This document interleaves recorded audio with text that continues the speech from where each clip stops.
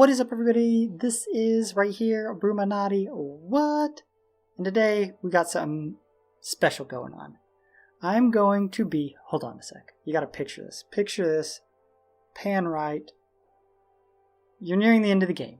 You got a lot of medals coming in, and you start looking at the 5-star generals for each ability. Tankers, infantry, artillery, and so on.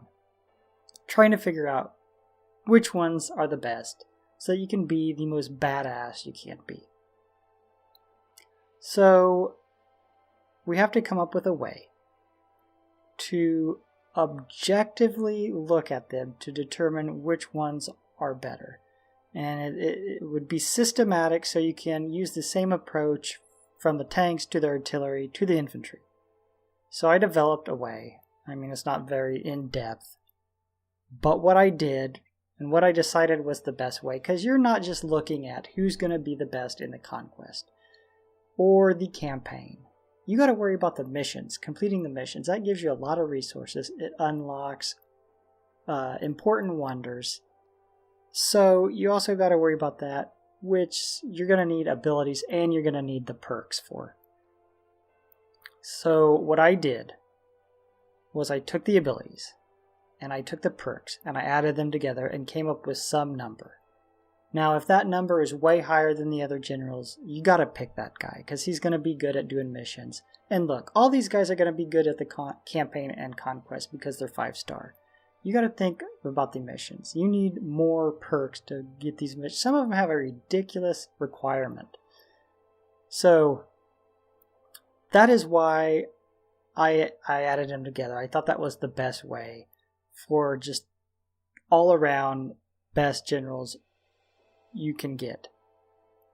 So what if they're close? What if one has like 30 stars, the other has 31? Well, then you got to be a little bit more subjective and we'll go down and look at some of the perks and find out which ones, I think's better or you might think better. We may differ on that, but we'll come up with something and we'll rate it, and that's what I'm going with. Because I got a lot of medals coming in. I want to start buying a lot of these 5-star generals. I still got some shit to do in the game.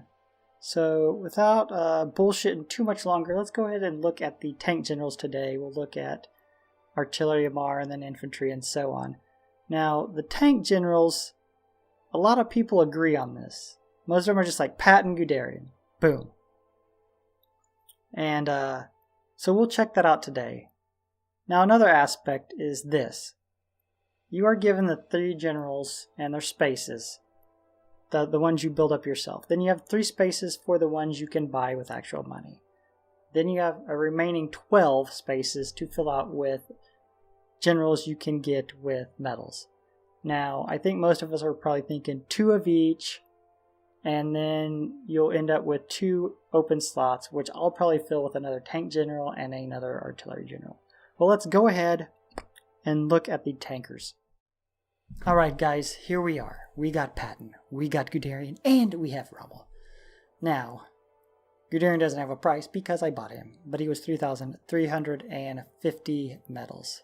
Now I will say this, because I've looked at the artillery and I've looked at the infantry, and it doesn't always follow money. The best one isn't always the most expensive one. In fact, in some of the abilities for the different generals, the cheaper one is the best one. So you're going to be saving some money if you like this method that I'm using to determine it. So when we add up their ability stars and their perk levels, Patton ends up with 36, which is more than Guderian or Rommel. Rommel has 33 and Guderian has 32. So right off, we're picking Patton. He has 3 more. That's a lot when trying to do the missions. But let's just dive in to their perks. Let's look at Patton first. So Patton, Panzerleader. Now they all have Panzerleader level 4. So this isn't as important as trying to decide, because we're going to have to decide between Guderian and Rommel because they're within 1 of each other. So Panzerleader, fatal blow, 16% chance to trigger. Alright, we got it. Ace Forces. This one I do like, and Rommel has it, but Guderian doesn't. 80% additional experience. Then we have Blitzkrieg. This one I actually prefer over Ace Forces, which is why I end up making the decision that I do. Blitzkrieg, avoid retaliation when commanding this armor unit, 18% chance to trigger. It's level 3. Guderian has it at level 4. I believe it's 24% chance to trigger. We'll have to take a look at that. Patton also is explosive, deals 24 additional damage to enemy fortresses. Now this is good because most of the time, these tank generals, we are going to be parked right outside a city, battering the shit out of it because there's probably an alien on it. Probably a heavy alien aircraft. So that's nice. Then you end up with street fighting, which is another good for urban war, which Guderian and Rommel lack. Theirs are like desert and plain, which is worthless. Okay, so there's Pat. Let's take a look at our German generals here. Let's start off with Guderian. Okay, we don't have to look at the Panzer leader, we know that. But the second one, Tide of Iron. 18 additional damage when the health is below 50. That's actually pretty good. It's level 3, I would prefer it be level 4, but that's not too bad. This is the one I like, the Blitzkrieg. 24% chance to trigger a fatal blow. And that is actually why I end up, and I'll just say it now, I pick Guderian over Rommel because of this fact. Because they both have Tide of Iron, and actually Rommel's is 1 level higher. But the difference comes between Blitzkrieg and Ace Forces, and I'm going to go ahead and pick Blitzkrieg. Also, you have at level 2 defensive tactics, 40% damage reduction with a 10% chance to trigger. And of course this worthless one, plane fighting. When's he going to be in the frickin' planes? What the hell? Okay, and Rommel. So we've looked at this. This, like I said, Tide of Iron's good, 24 compared to Guderian's 18. The Ace Forces, and I'm not going to bullshit you, Ace Forces is good, but I'm just going for the level 4 Blitzkrieg over that. He does have anti-armor, but it's only at level fricking 1. 3 additional damage, worthless. And then he has desert fighting. Well, because he was in Africa, I'm sure he can fight anywhere, including an urban environment.